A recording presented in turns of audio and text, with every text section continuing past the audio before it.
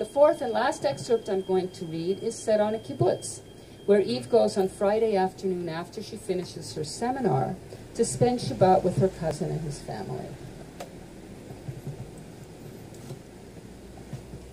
At 3 o'clock, she reaches her cousin's kibbutz.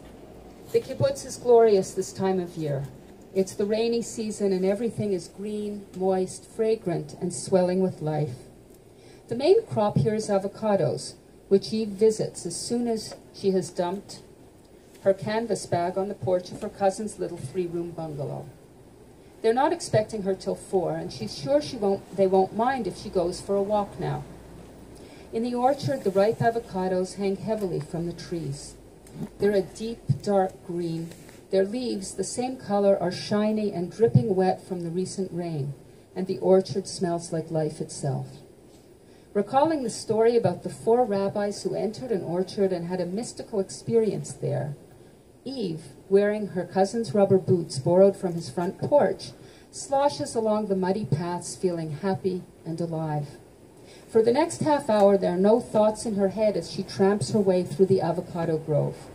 She is all avocado fruit and rustling leaves and strong, rough tree trunks and the smell of the wet earth and the fresh, damp air and the forest's deep, magical silence. Coexisting with this silence and not disturbing it at all, there's the boom, boom of her footsteps and the snapping of branches and the scurrying of small animals in the underbrush and the chirping of birds high up in the trees, while along the forest floor the late afternoon sun has silk-screened a dappled pattern onto the shadows. In the midst of all this, she feels such joy, such ecstasy, that at one point, noticing it, she's embarrassed. I'm like a foolish child, she thinks, happy for no reason. Wipe that foolish smile off your face, her stepmother Julia used to say, before I wipe it off for you.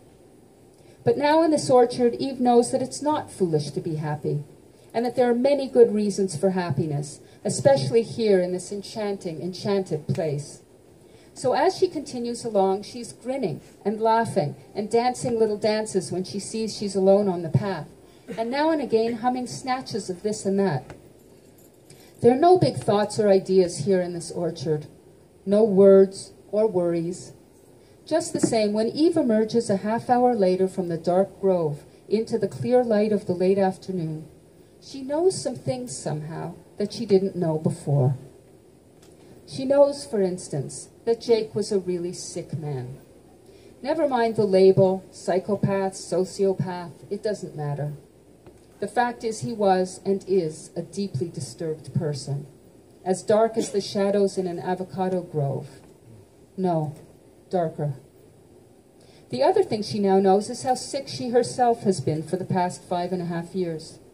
I've had post-traumatic stress disorder, she thinks with surprise. The reason that she hasn't been able to get over what happened with Jake isn't, as she has supposed all these years, because what they had together was so good.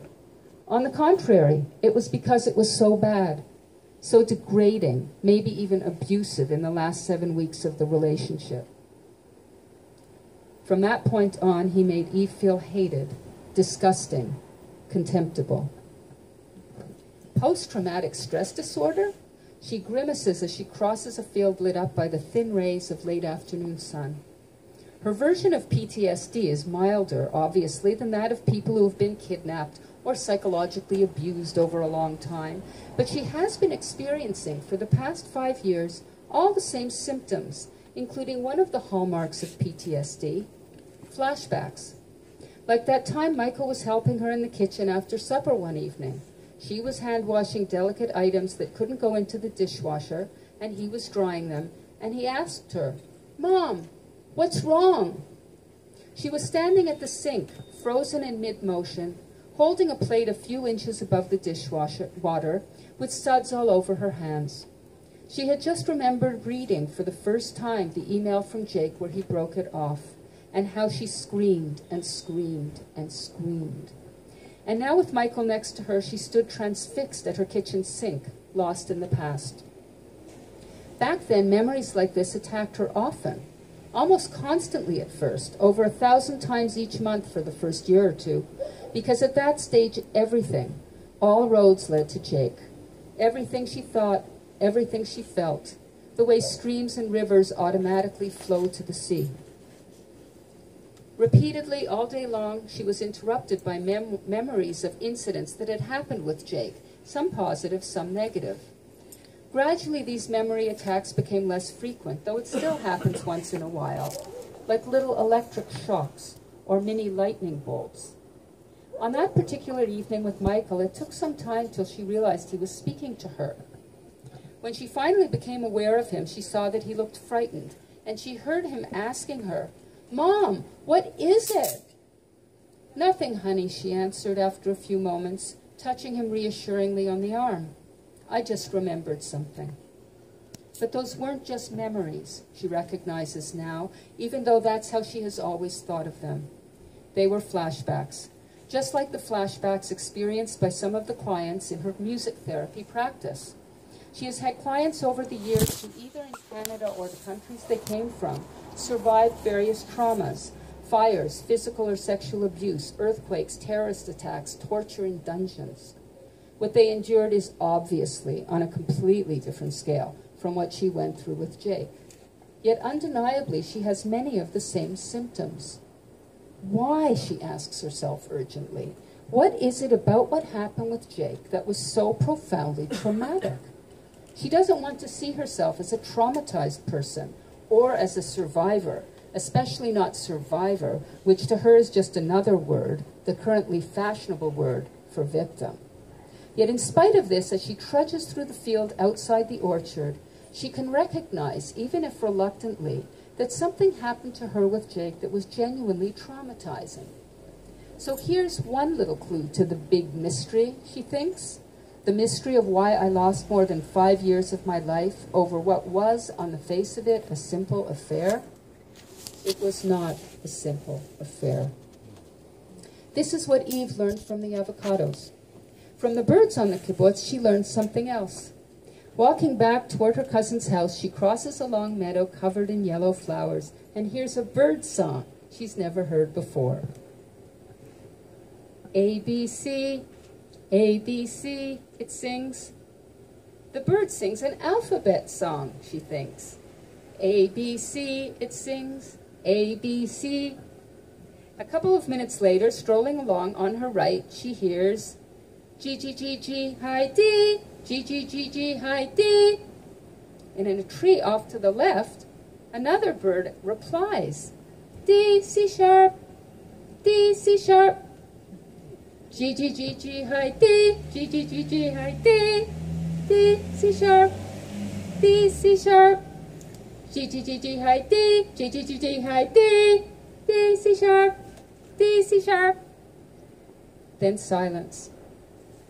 Now loudly, sharply, urgently, as if it's crying out, where are you? G, G, G, G, hi, D, G, G, G, G, hi, D. There's a pause, and then a faint, far-off answer. D, C sharp, D, C sharp. Silence. G, G, G, G, hi, D, G, G, G, G, hi, D. But more softly now, and more warbly. And an answering call comes to it from much further away. As she's standing there listening to this, a cheerful-looking red and yellow bird swoops down from somewhere and flies all around her vigorously, loudly flapping its wings. Then it hovers for a while, still flapping above her head, and she hopes it doesn't drop anything on her. And from all this bird music and from the proximity of this friendly, humorous visiting bird, she realizes that her bird song, the piece she started composing 2 days ago, is completely lacking in joy. It's not an utterly worthless piece, but it's plodding and dull, and in some places dead. And she doesn't feel dull or dead anymore. So she grabs a pen and notebook from her back pocket and starts jotting things down.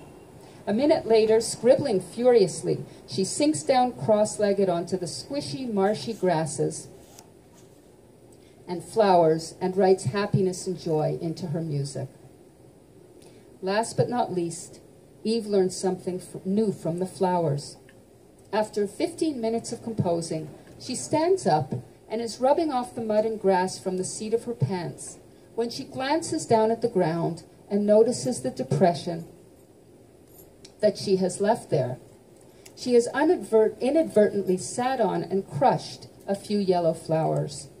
She always apologizes to the bugs she kills in her house or the flowers she plucks from her garden, and now automatically she says, "I'm sorry," to the flowers she has just crushed. And then she sees how weird this is. Surely she, like everyone else in the world, has a right to sit in a field and accidentally crush a few flowers without feeling like a murderer. This earth is her home too, as much as any bugs or flowers. She has a right to be here and live here without apology or shame. She recalls the words of her mother's old Aunt Mildred, who sounded and looked like a witch, right after the funeral where her mother died. "How can you laugh and sing now, you terrible girl? We just put your mother into the ground 2 hours ago. How dare you sing?" "I'm allowed to be happy," Eve answers her now. "And yes, I dare to sing." And grinning a huge grin and bellowing out, "Chi-chi-chi-chi, hi-dee," as if she's Pavarotti, she enters her cousin's house.